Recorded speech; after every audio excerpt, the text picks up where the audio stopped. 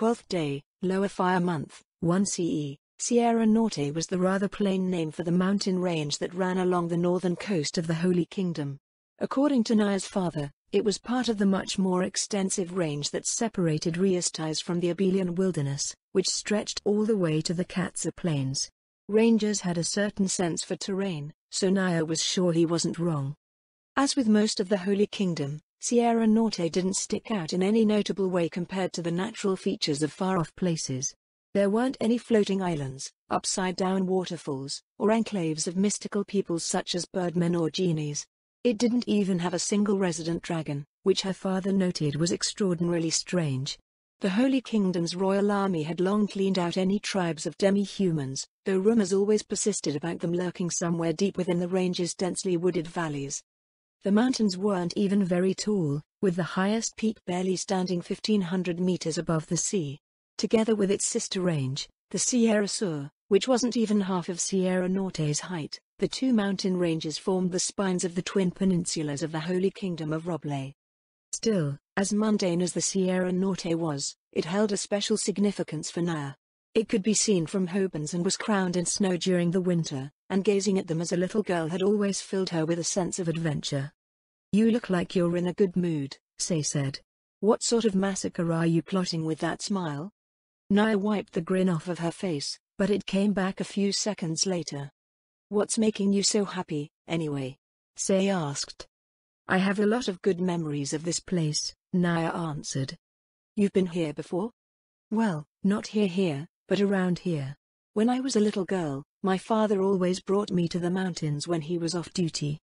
It was in the wilderness of Sierra Norte that her father had taught her the fundamentals of a ranger's craft. She ended up joining the Holy Order despite his insistence that she was more suited to follow in his footsteps, but it was still a precious gift that he had left with her. "Why didn't you become a ranger like your father? Everything that I know about you should have meant you should have become one." "I ask myself that question once in a while," Naya said. "I guess it just didn't seem glamorous to me back then." "Glamorous? Why, you get it, don't you?"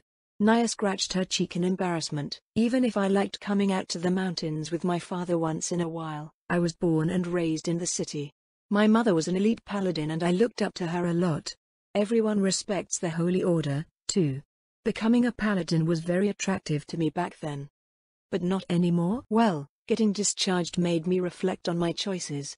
Being a ranger like my father would have probably led to a more successful career. At the same time, however, I think joining the Holy Order was my destiny." "A destiny that you got kicked out of?"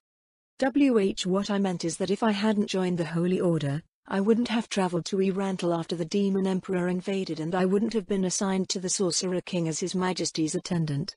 He might not have even helped the Holy Kingdom if I hadn't been there and I wouldn't have had the chance to understand His Majesty's greatness and the path of justice. The path of justice was what she decided to officially call the way of life encouraged by the Sorcerer King's wisdom. Say noted that it had many similarities to the Eightfold Path, which was the path of enlightenment that all Buddhists endeavor to follow. But Naya insisted that it was an entirely different thing. Buddhists considered the undead to be physical manifestations of beings in the Praetor domain and purging any such beings from their wretched existence was not only a natural duty but also an act of compassion. They obviously wouldn't heed the wisdom of the Sorcerer King. "Oh, speaking of which, I got these from you." Say reached into the bag under her seat and produced several scroll cases. "What are they?" "First-tier scrolls for you to learn from," the bard told her. "Me? You founded a moral philosophy, right? That means you should be able to cast magic. Well, at least if it's legitimate." Naya snatched one of the scroll cases. A part of her knew that the bard was baiting her, but she couldn't help but react to her provocation. A slight frown turned her lips as she opened the lid of the container and pulled out the scroll inside.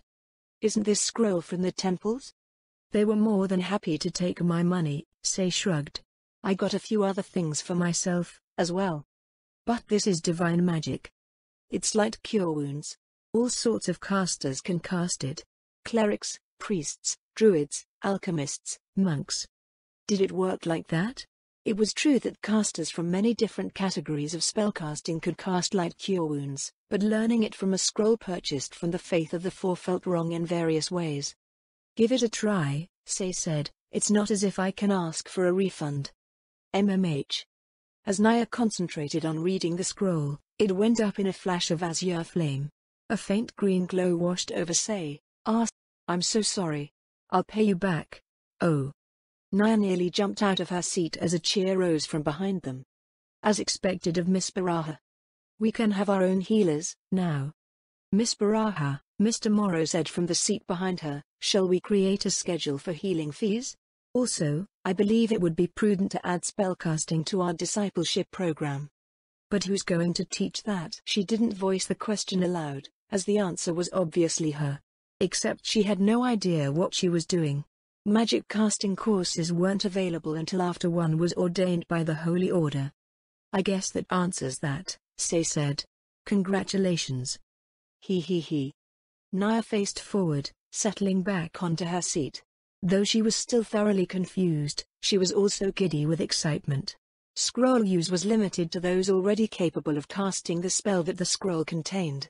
She wasn't a member of the Holy Order anymore, so that meant the path of justice was a legitimate moral philosophy that could produce its own magic casters. As its founder, she was the first of them.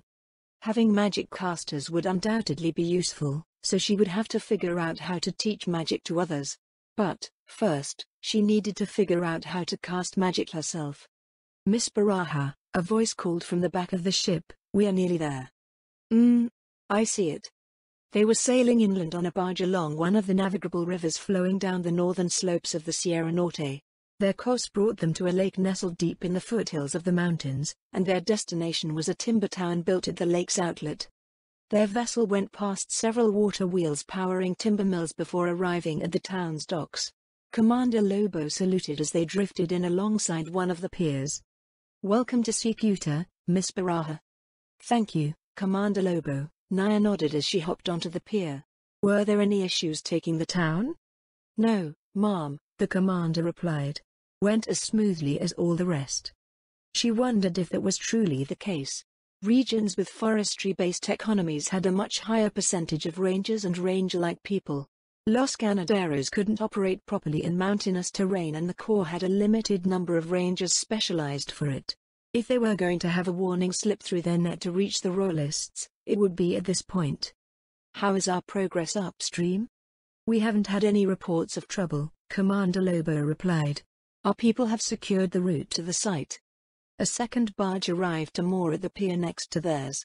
Rather than soldiers, both of their vessels were filled with a mix of civilian volunteers from the Corps and people who were interested in learning about the path of justice. Miss Baraha, a familiar voice came across the water. It's good to see you again. She looked over to the other pier, where Jan Soto was disembarking from the other barge. Good morning, Mr. Soto, Naya bobbed her head. Thank you so much for coming to help. It's the very least we could do, Mr. Soto replied. Plus, we're pretty excited about building a fortress up in the mountains. It's not exactly a fortress. It sort of was. The site Commander Lobo referred to would be the first of the holdings that would serve as both strongholds for the Sorcerer King Rescue Corps and camps where disciples could focus on following the Sorcerer King's wisdom and strengthen themselves. Other, similar, fortress monasteries would be established deep in the Sierra Norte where they held key passes over the mountains in near unassailable positions. This would also enable the Corps to project power all along both sides of the mountain range. Naya thought that the last part sounded a bit too militant in its application, but the notion of having a strong line of defense was very appealing to the Holy Kingdom's people in general. Additionally, every member of the Corps understood that they were responsible for upholding their justice and those who weren't prepared could only wallow in remorse when they lost everything. Here's your pack. Say held out a backpack that was half her size with one arm. For some reason, no one seemed to notice how ridiculous that was. Then again, abnormal levels of physical strength were common amongst the Corps members, so they might have just rationalized it as her being one of them. Thanks, Naya replied. Commander Lobo, are there any problems with the trail? The rangers say it's mostly dried out now, the commander said. Honestly, I'd have never imagined a march like this would have been possible before recently. I don't think any of us could have imagined it before the war, Naya nodded firmly. We must always be thankful to His Majesty the Sorcerer King for sharing his wisdom with us. Their trek would take them to the highest range of the Sierra Norte by nightfall, assuming the trail was in good condition. The rivers were unnavigable past the lake and wagons were impossible to use on the route, so everyone carried as much as they thought was reasonable. Many were shouldering their weight in supplies. Even those who could fight and were expected to protect the column, like Naya and Say, were carrying quite a bit. Naya fought to keep herself from smiling proudly as the townsfolk gaped uncomprehendingly at the passing column. They probably thought an army of adventurers had popped up out of nowhere and were off to fight a powerful monster. Maybe they could. Twilight had fallen by the time they arrived at their destination, so they immediately went about setting up their tents in the area that the rangers had marked out for them. Their campsite, and the site of their future settlement, was situated directly on top of the pass below Sierra Norte's highest mountain. She looked up through the trees at its rounded peak, which was stripped bald by the north wind. "It's still green up there," she said. "Hopefully that means we won't get an early winter." "Does it get cold here?" Say asked. "A little bit," Naya answered. "The big difference is the snow. Down around Hobans, we never get any, but we can be buried in it up here." Her family had come on a trip to specifically experience the snowy winter when she was around 8. That was the first and last time her mother came to the mountains with them. "Will we be able to set up everything in time?" "Our first winter here will be in temporary housing," Naya replied. "You don't need to worry about comfort, though. Log cabins can be pretty nice." Once they finished setting up their tent, Naya went around to chat with members of the Corps. Though they had a lot of work ahead of them, many were too excited about their new undertaking to go to turn in for the night. She went to stand at the edge of one of the larger crowds, which was gathered around a bonfire that created flickering shadows in the forest nearby. "Oh, Miss Baraha. We're so glad you've come to join us." The crowd parted and encouraged her to step forward with smiling faces. It reminded her a little bit of the gatherings they had during the war. "I haven't had the opportunity to thank you all for coming to help," Naya said. "Perish the thought, Miss Baraha. If anything, this is our way of showing our appreciation for your teachings. After seeing how much suffering there's been east of Lloyd's, it's become clearer than ever how important they are." Naya nodded. "That's right. Without His Majesty's wisdom, we would be powerless bystanders. But because everyone continued working hard even though the war was behind us, we now have the strength to address all of the horrible things that are happening in the north. It is my dearest wish that everyone we liberate will join us on the path of justice." "Miss Baraha," a man's hand popped up near the front of the crowd nearby. "My boy still has trouble understanding your teachings. Can you help him?" "Of course." A dark-haired boy appeared from between a pair of men near the raised hand.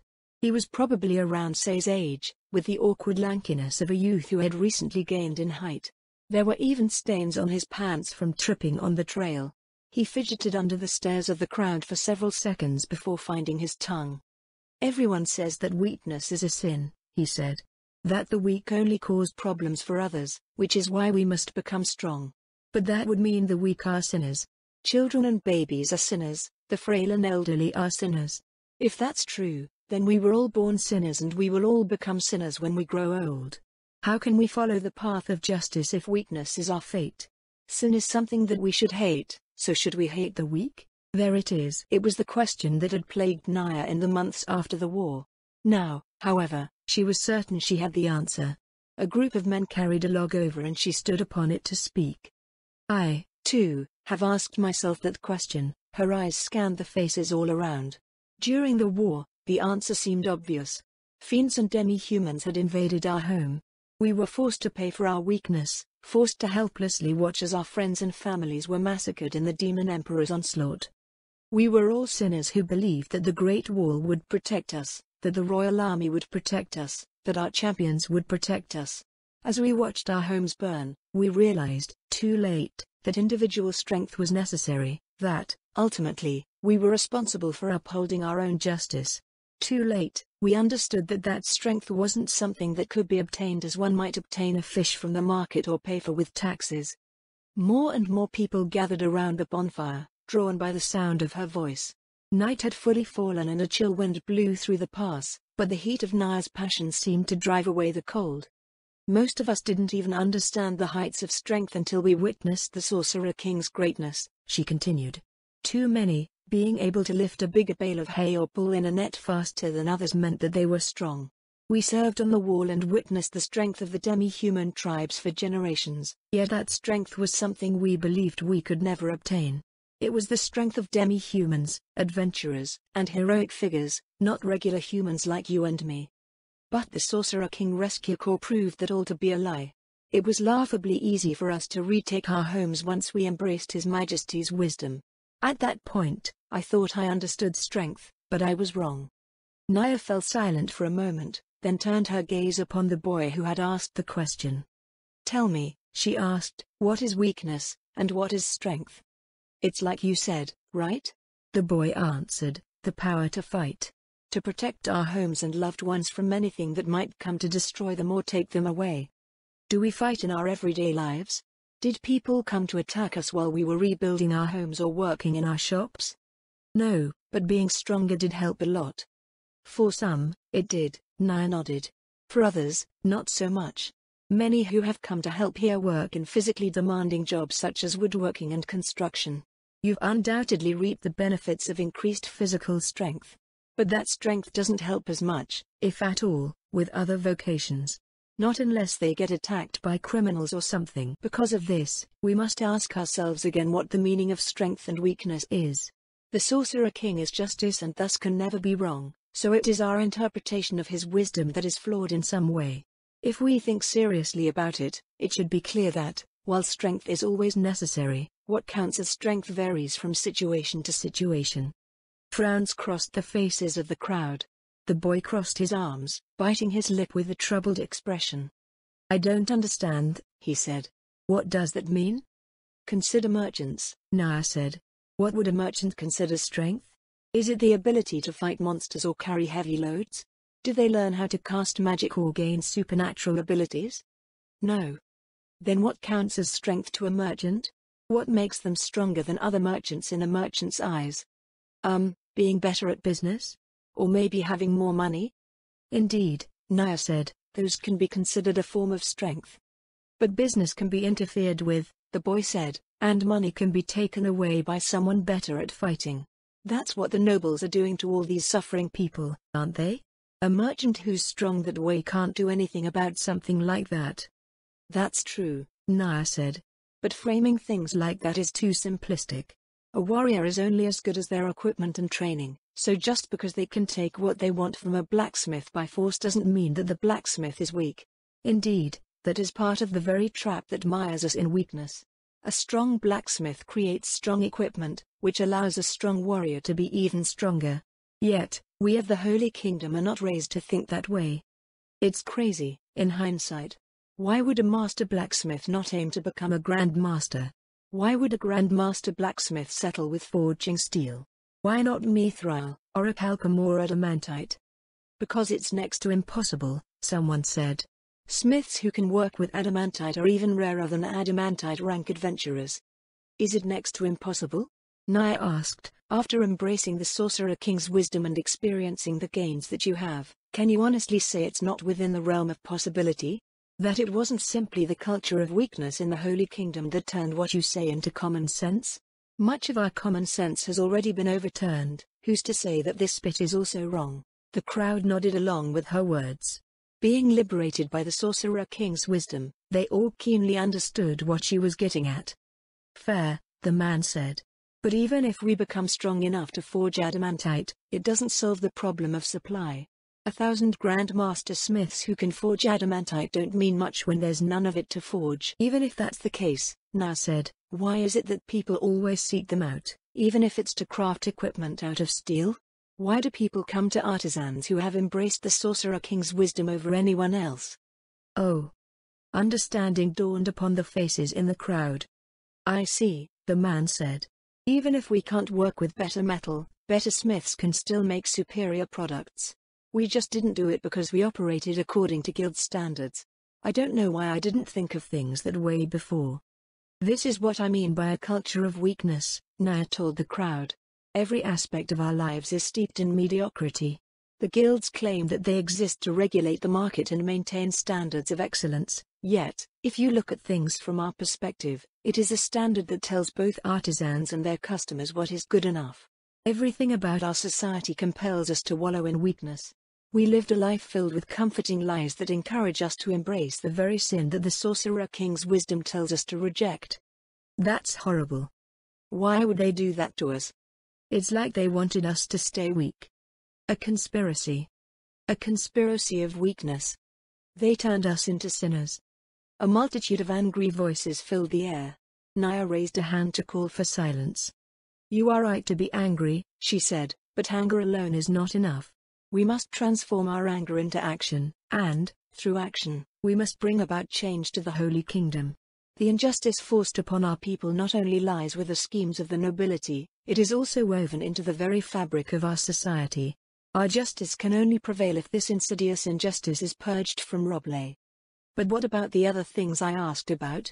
The boy said, if weakness is a sin and injustice must be purged, does that mean we need to get rid of the young who are weak in every way?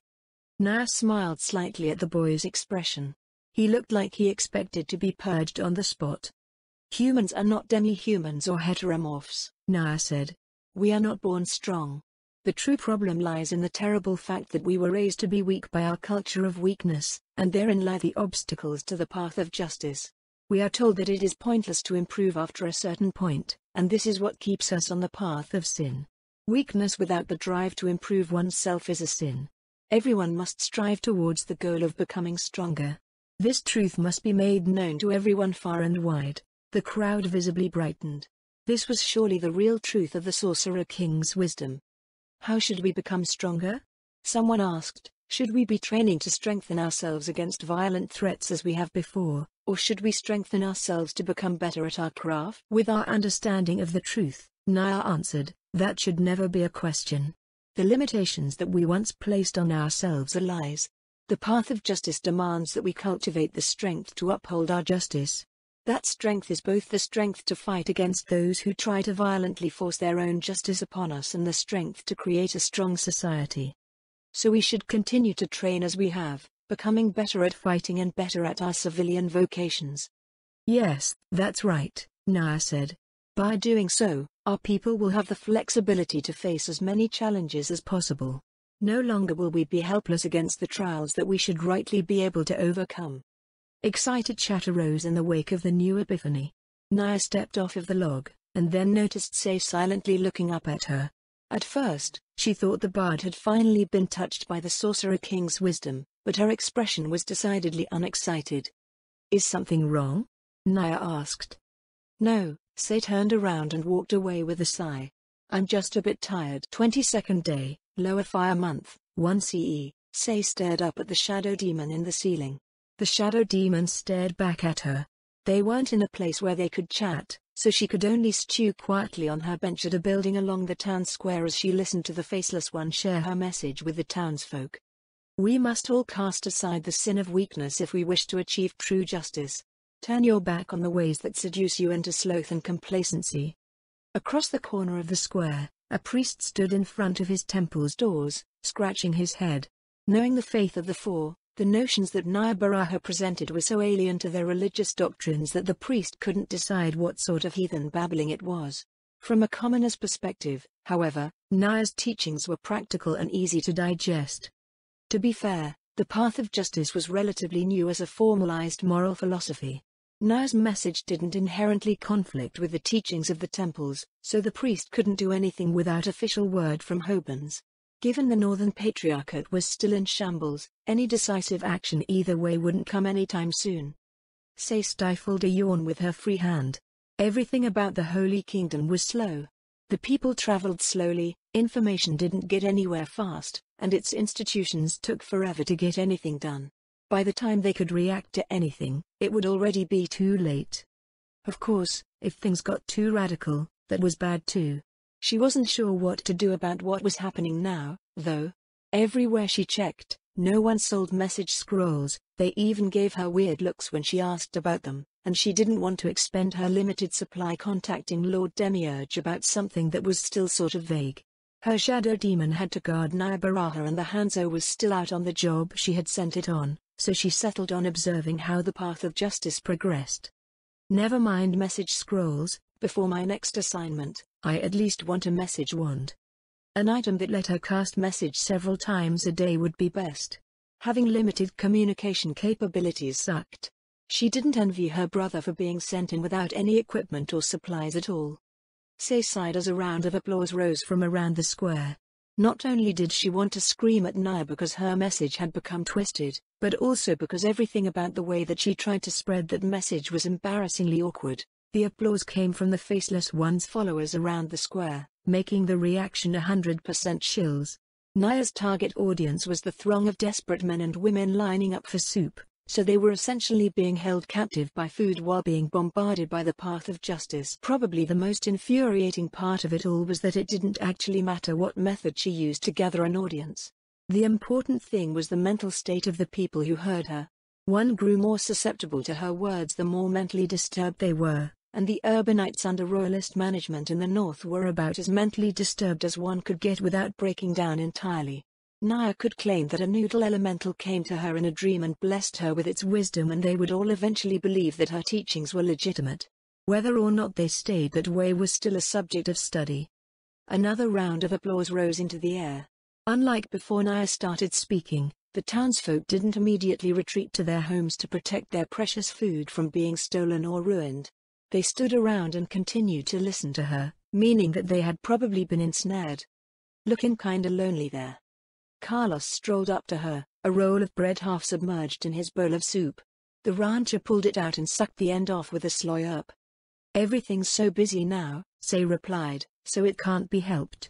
How's the takeover coming along? Me and the boys just got back from securing the fiefs attached to this town, Carlos replied. The captives are waiting for their boat on the wharf now. We are moving too slowly. I thought we'd have taken the entire north coast by now, but we haven't even taken Nivea yet. Well, as you said, it can't be helped. It can't be helped. The response was an all-around convenient excuse, something like an adaptive composite excuse. Each person who heard it would justify their situation based on the various things that they considered inescapable or acceptable realities, and their eastward advance along the coast was rife with them. They even seemed to go out of their way to create more. An increasing number of people were joining their cause, so it couldn't be helped that they had to divert resources to grow their organization properly. They needed to set up the justice camps in the Sierra Norte before winter set in, and the creation of those couldn't be helped because they were of crucial ideological, strategic, and logistical importance. Their territory was growing, so it couldn't be helped that they had to be more careful and pay more attention to security.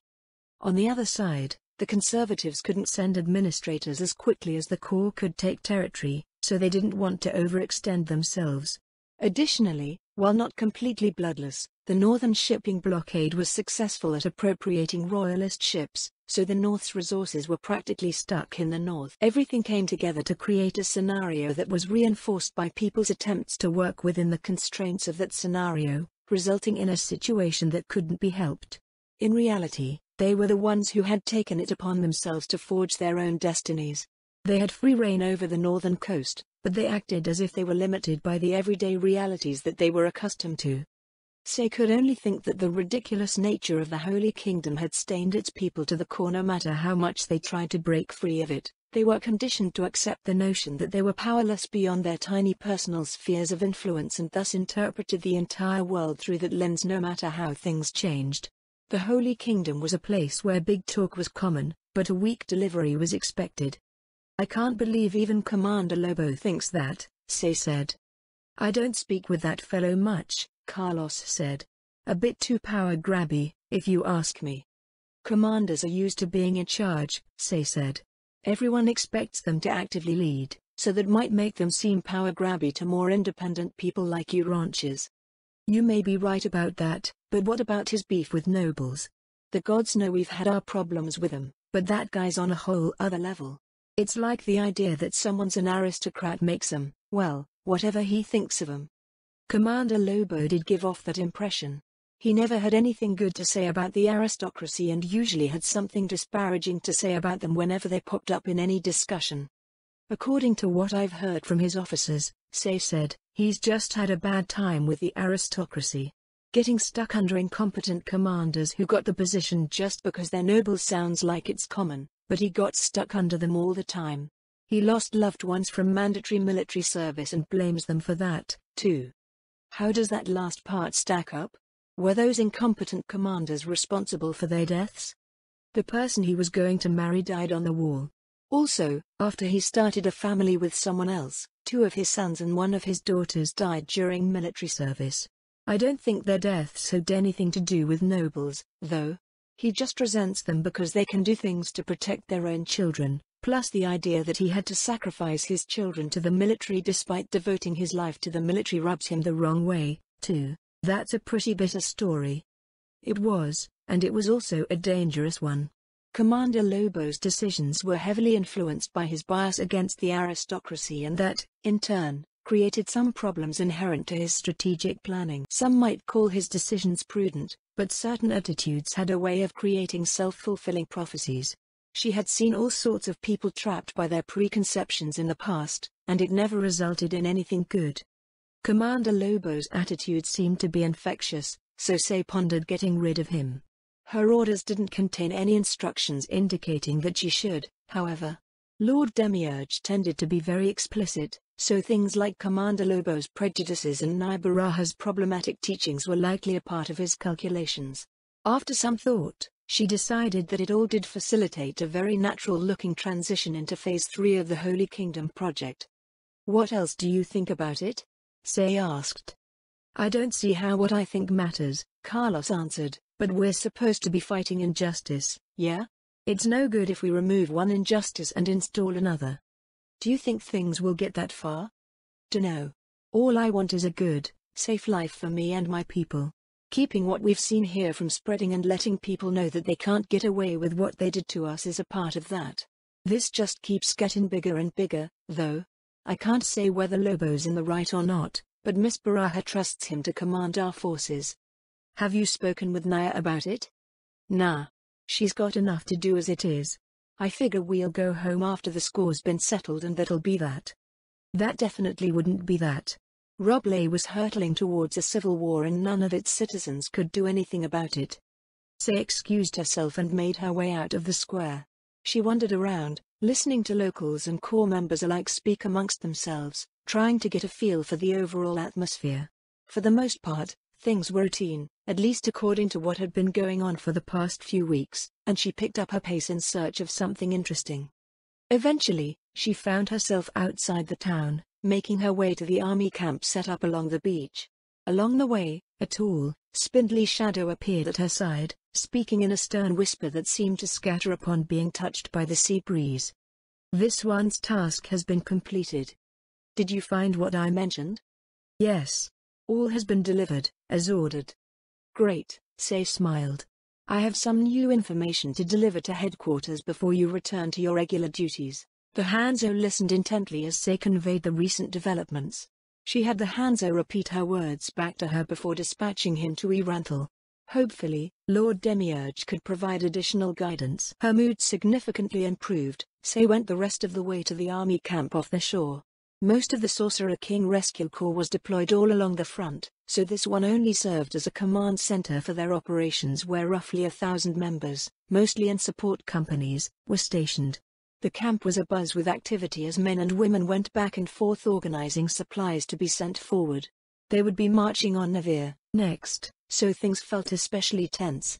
On an knoll overlooking the camp, she found Commander Lobo with several of his captains. They were so involved in their discussion that they didn't notice her even when she came within a few meters. This may be too ambitious, Commander. We don't have the men to lay siege to the city. I agree. Invading through the harbor is more realistic. Unlike Lloyd's, Commander Lobo said, Navir's harbor isn't inside its walls. Invading through the harbor only means they shut the gates in our faces. But at least we have some chance of taking the gates by surprise. It's guaranteed that they'll close off the city if we approached by land. The fortifications are still unrepaired for some reason. Can we take advantage of that? The group fell silent as they stared down at the map on the table between them. Spies, they were more like civilian volunteers sent to look around, collected information in advance of their advance, and a fair amount had been gathered on the small city. Crude maps were made that included details from their intelligence efforts, and their methods had been refined over the weeks. Say was curious if the volunteers had become rogues in the process, but the citizens of the Holy Kingdom abhorred even the idea of rogues and actively suppressed any rogue-like behaviors unless they were tricked into believing that they actually weren't. A report from Hoban stated that Liam had encouraged the training of thief-takers to help with city security, but Say didn't enjoy the same level of trust with Commander Lobo as Liam did with House Rastello. Even if she tried going through Naya, the commander would treat the idea with suspicion. On top of his attitudes concerning nobles and authority in general, he had the annoying views that the people of Robley had when it came to women. Commander Lobo didn't have any female captains at all. The highest one could get in his command structure as a woman was a campaid, which he treated much like one would treat a clerk or receptionist. Needless to say, ideas from a girl like Say wouldn't be taken seriously at all. It's not as if there are holes in the wall, Commander Lobo said. Our people didn't report any damaged gates, either. How about here? One of his captains pointed at a spot on the map. If a quick seizure of the gate by sea fails, we can reroute our landing forces to this damaged section and try to storm it. I can see that being an option, the commander said, but I think we can do better. We'll conduct an assault through the harbor, but with one added detail, we fly royalist colors on our ships. Hell, we can even use the ships due to arrive in Navia. It's underhanded, another captain frowned, but it might work. They should be wondering where those captured ships are, so the nobles in charge may even run out to yell at us for being late. Amused chuckles rose around the table. It wasn't a bad plan, at least it was better than the brute force methods proposed before. Report. A woman in an aide uniform rushed up the knoll with some papers in hand. She had to go around the gathering to speak to the commander. One of our scouts came in. He reported a column of soldiers coming north up the highway from Prat. Commander Lobo and his officers straightened from their relaxed stances to regard the aide with a frown. Details, woman, the commander said. They are royalist retinues, sir. 2,000 armsmen and counting. We can handle 2,000 on the field, one of the captains said, but a siege will be a problem.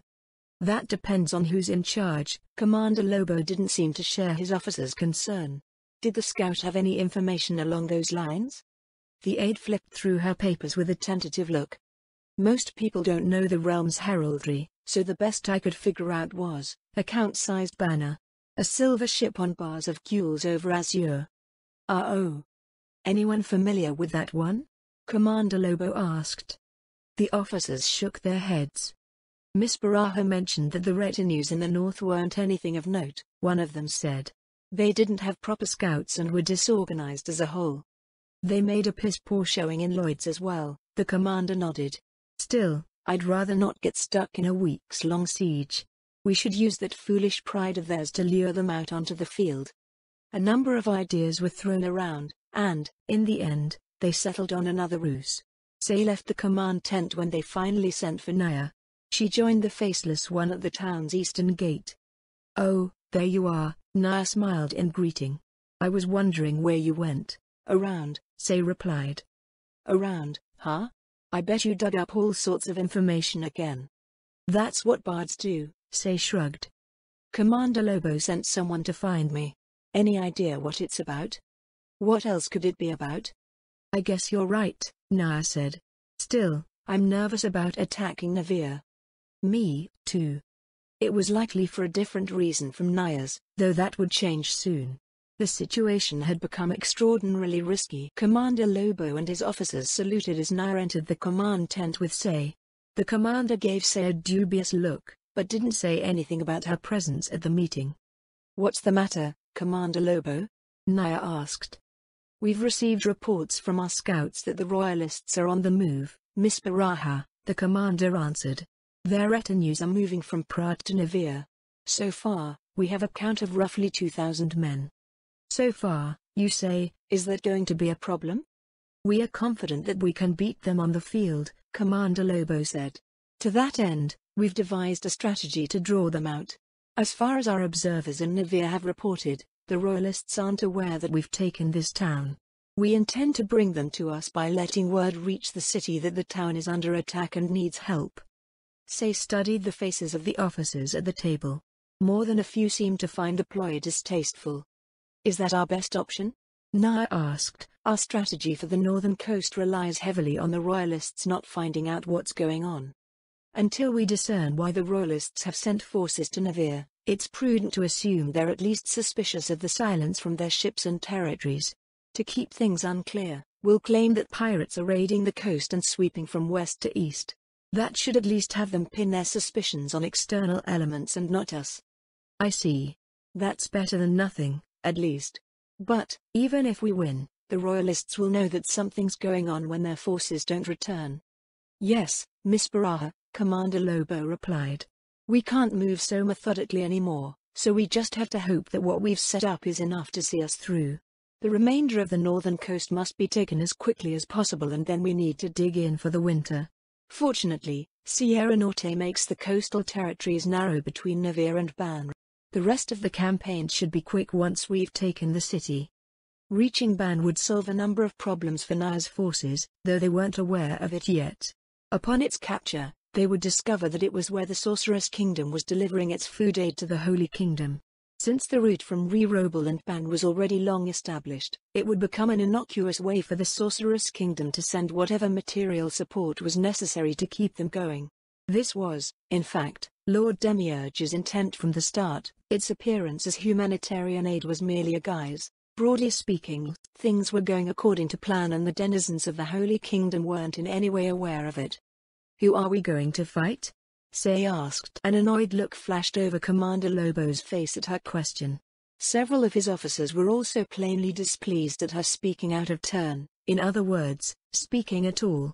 However, they had no choice but to answer.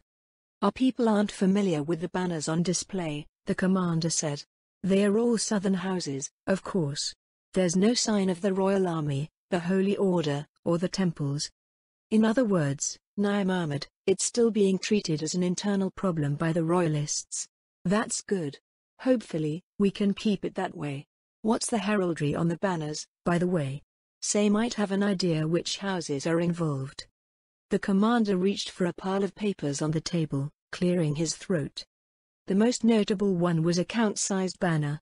A silver ship on bars of gules over azure. Naya's expression immediately darkened. Her voice had a distinct edge to it. House Cohen.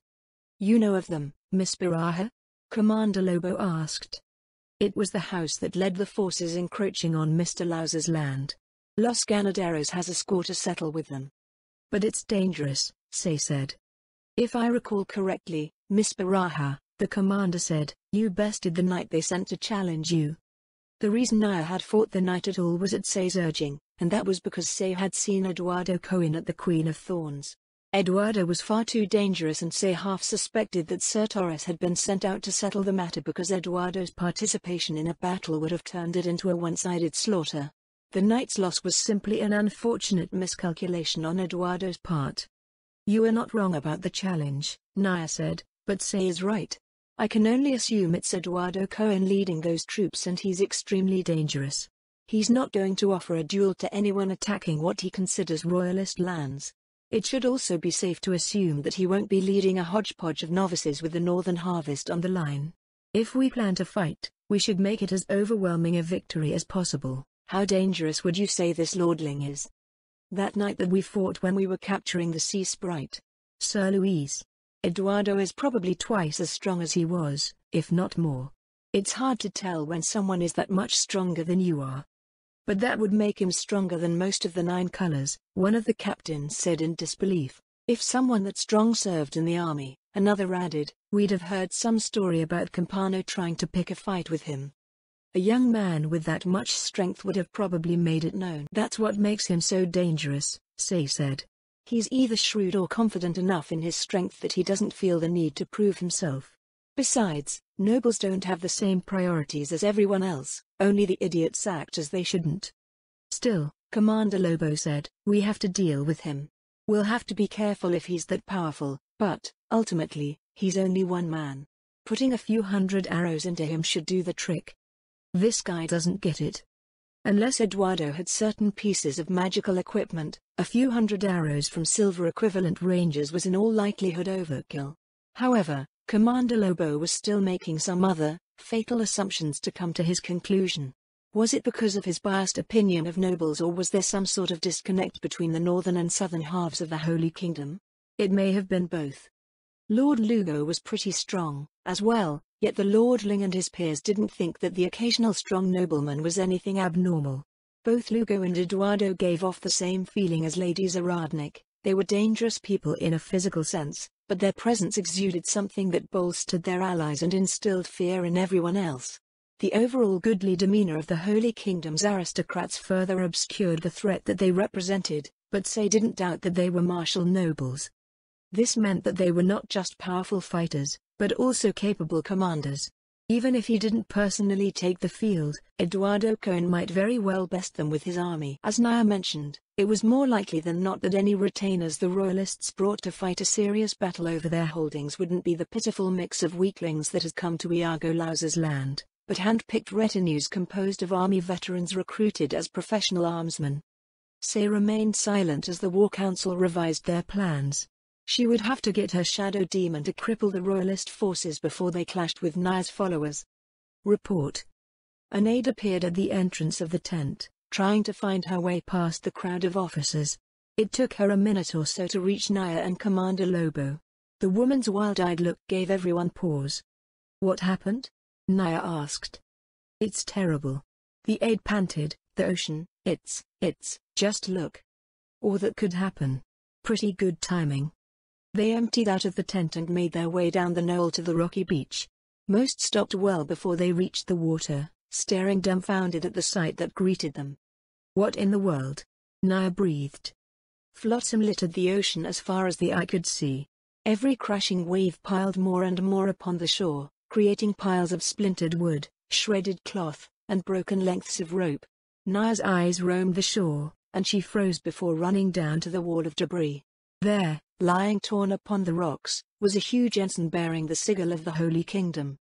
Say kept her satisfied smile to herself. The wind of Rimmune had finally arrived.